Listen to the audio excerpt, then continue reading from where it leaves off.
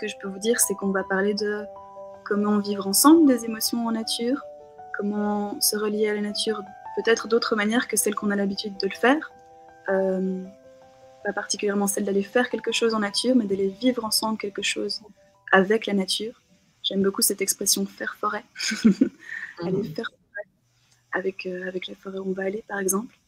Donc peut-être comment dépasser certaines peurs qu'on a aussi, que ce soit par rapport au danger, mais aussi à nos propres connaissances.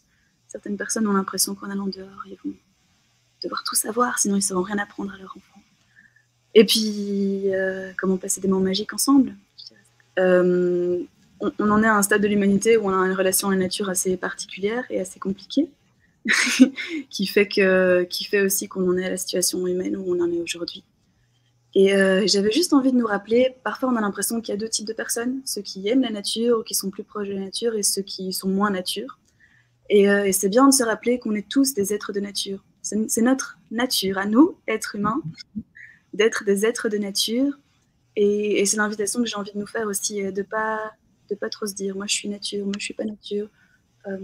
Voilà, l'invitation que j'ai envie de faire aujourd'hui, c'est justement de retrouver cette racine qu'on a à l'intérieur, qu'on est des êtres de nature, que quand ça tourbillonne, parce qu'on le vit tous en tant qu'adultes, quand ça tourbillonne, quand les choses sont submergentes, stressantes, difficiles, ou qu'on doit prendre des décisions et qu'on ne sait pas comment les prendre, qu'on puisse sentir qu'on n'est pas seul, parce qu'on ne l'est pas, et qu'on peut toujours trouver un endroit de nature pour se reconnecter à cette sagesse, et inviter au calme de la nature en soi, et retrouver l'espace de prendre cette décision qu'on n'arrivait pas à prendre, de se poser par rapport à ce stress. Je crois qu'il y a un très beau chemin pour nous adultes à revivre avec nos enfants, à revivre des émotions par rapport à la nature avec nos enfants, parce que nous, on est partis dans toute cette culture. Nous, on nous a un peu déconnectés, quoi. Parce que je dis on nous a sans se poser comme victime. Voilà, c'est notre vie, c'est comme ça. Mais quoi qu'il en soit, on en est dans un état, et même moi, parce que je réfléchis à tout ça, mais voilà, c'est un grand chemin à refaire. Voilà, on est parti dans d'autres mondes, quoi, dans des mondes plus humains, moins en lien avec la nature. Et les enfants, ils ont cette empathie un peu naturelle. Pour la plupart des enfants qui ont de l'empathie, il y a toutes sortes d'enfants, mais en tout cas, cette connexion à la nature un peu fraîche, je vais utiliser ce mot-là.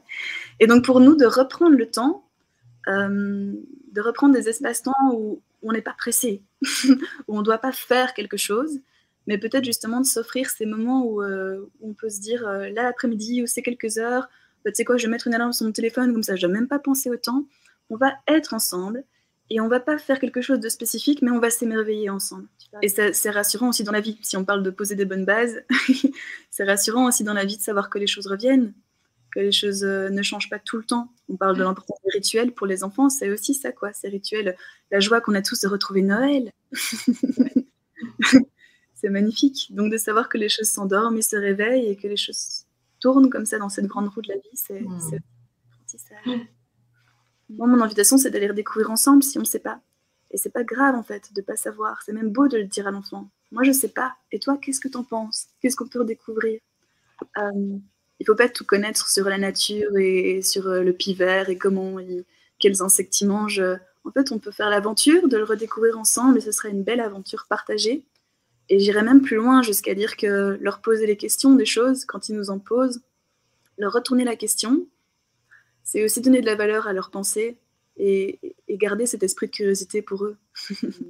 On est nombreux à être inquiets de l'état du monde par rapport à la crise écologique, et on a raison, dans un sens, d'être touchés, je veux dire, par ça.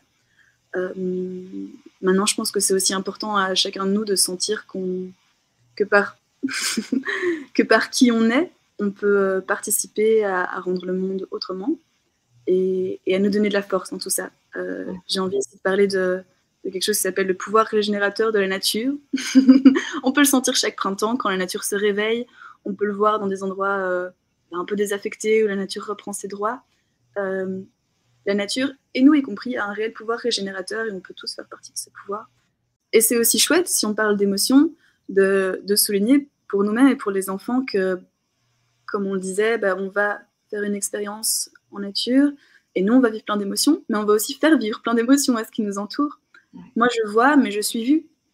Quand j'arrive quelque part, les oiseaux se taisent parce qu'ils m'ont vu depuis longtemps, même avant que moi je sache où j'allais aller, et ils m'entendent. Et puis si je me pose ici et que j'attends un peu, on sait que c'est plus ou moins 20 minutes de temps calme, les oiseaux reprennent leur chant comme avant que j'étais venue. Voilà, ça va dans les deux sens, et ça c'est beau aussi de le souligner.